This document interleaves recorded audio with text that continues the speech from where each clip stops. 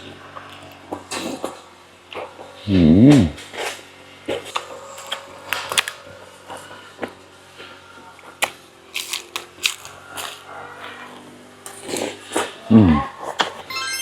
งสำเนียงดาวสวัสดีทุกคนครับไก่เราตะเย่งวันนักเล่นเชียร์เปิงกลอยปลายนะปลายแล้วก็มีหม้อทอดไร้น้ำมันกันนะเนี่ยใช้น้ำจิ้มแจ่วนะกลนเลยทำเองครับเนี่ยน้ำจิ้มแจ่วครับแล้วก็มีลูกชิ้นด้วยนะครับเนี่ยลูกชิ้นแกะเนี่ยมันใหญ่นะเล่นเชียร์กับมุจอเราตะเย่งวันนักเชียร์เปิงได้เชียร์เปิงกลอยนะเราตะเล่นเชียร์กับมุจอนะมาลองกันเลยครับมา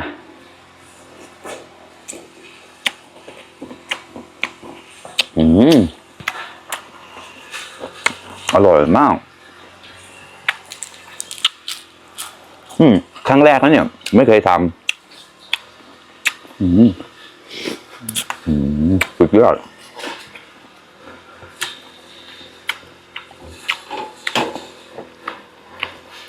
มากินด้วยกันครับเพื่อนๆย่างกรอบๆนะครับเนี่ยส้มๆแล้วนะ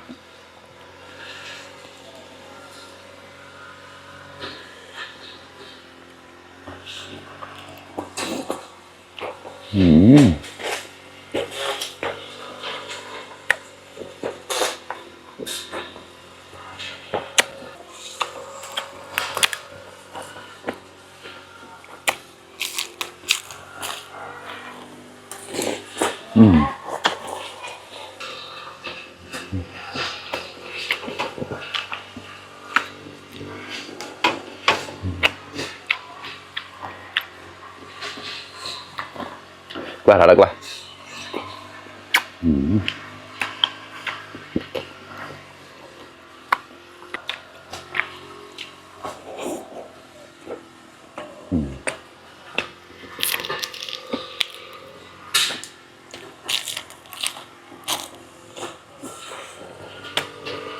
เรามาลองนี้ดีกว่าเจ้าเนี่ยอันนี้เขาเรียกว่าอะไรครับแต่ก็ผ่ามาแล้วนะไม่ได้โกชิมมาเป็นอะไรละเจ้ามันกว่ามันน่าจะเดียวเลยนะเต้นมาเต็มเลยลองดู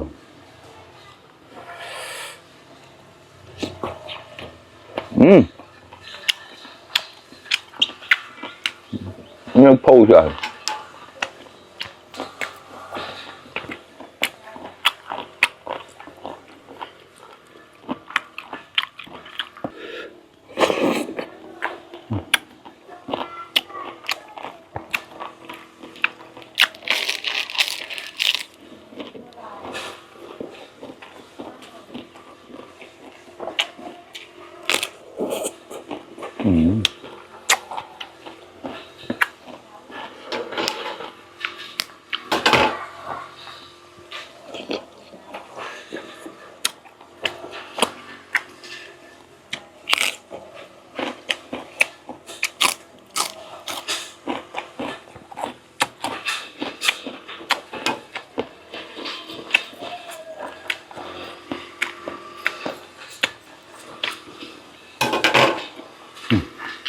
อันนี้มันเหนียว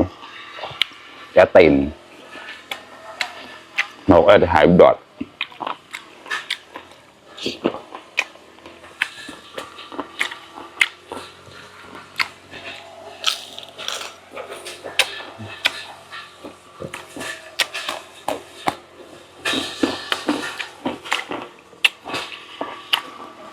ล้าอะไรกว่ามาครับเพื่อนๆอร่อยมากครับถ้ามีน้ำเย็นๆสักขวดหนึ่งนะจะดีมากเลย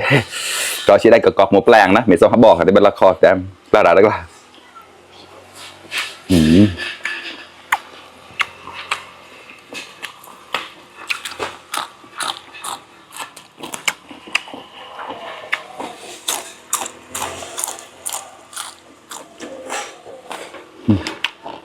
ลูกชิ้น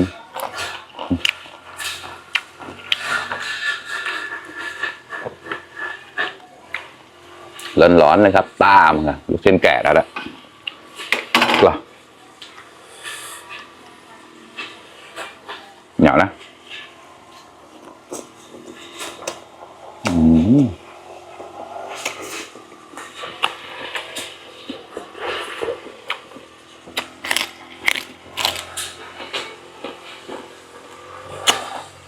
รับเล่าปลาจิงทั่ว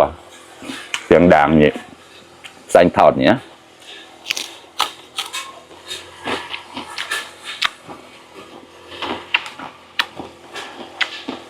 ทางบ้านตัดหญ้าอยู่ครับ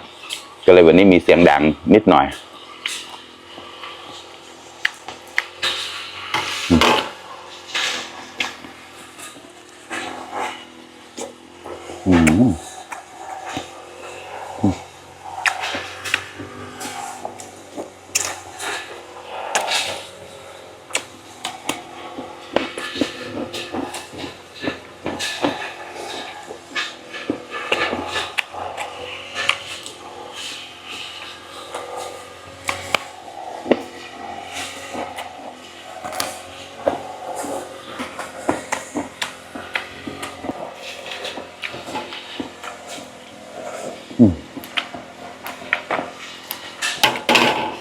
ร้อนๆนะครับเนี่ยหมูกลางระดับหนักหมาย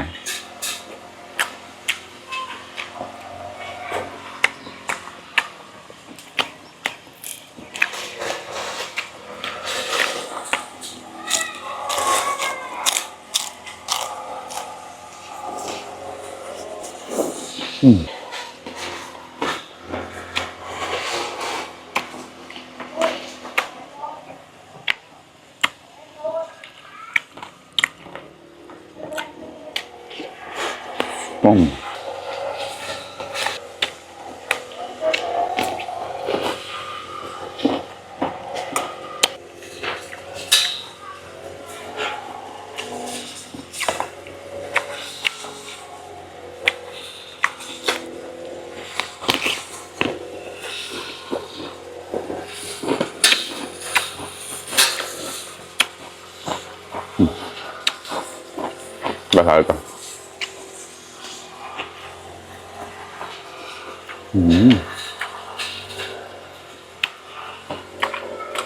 อันนี้จะเป็นไส้คมนะครับแหมแต้งเนาะเราแล้วเจ้ากราดดันละ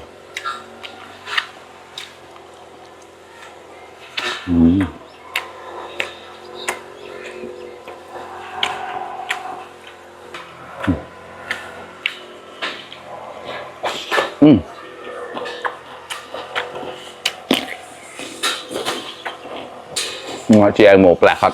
อาตา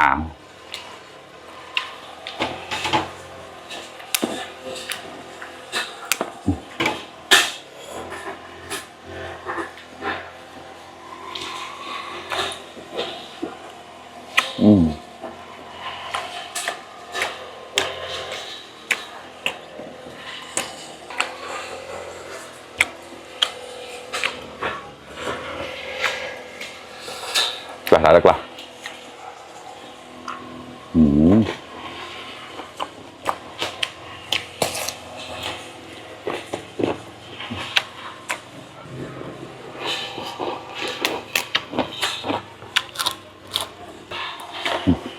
โอเคเดี๋ยวละ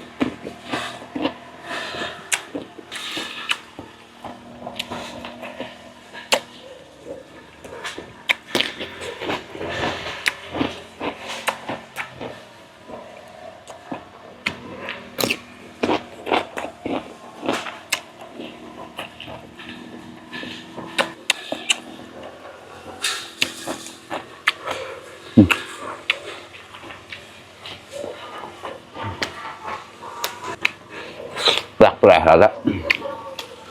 เนื้อแปลก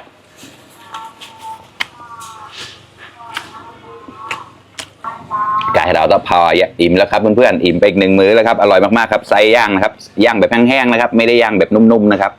ปลายแบบเก่าๆนะพอเดียวกูเขาอ่อนนะกรอนอย่างเงี้ยไตละอ่อนเลยแล้วก็เชียร์กับน้ำจิ้มแจ่วนะอร่อยมากๆเลยครับขอบคุณเพื่อนๆที่เข้ามารับชมทุกคนนะครับฝากเป็นกำลังใจให้ด้วยนะครับไปเดอร์ไลค์เดอร์แชร์นะเราต่อแต่นามูชีบลันติมังจะมวยเปิดเนี่ยนะเดี๋ยวก็มาสอดก็ตั้งเกินราวบ๊ายบาย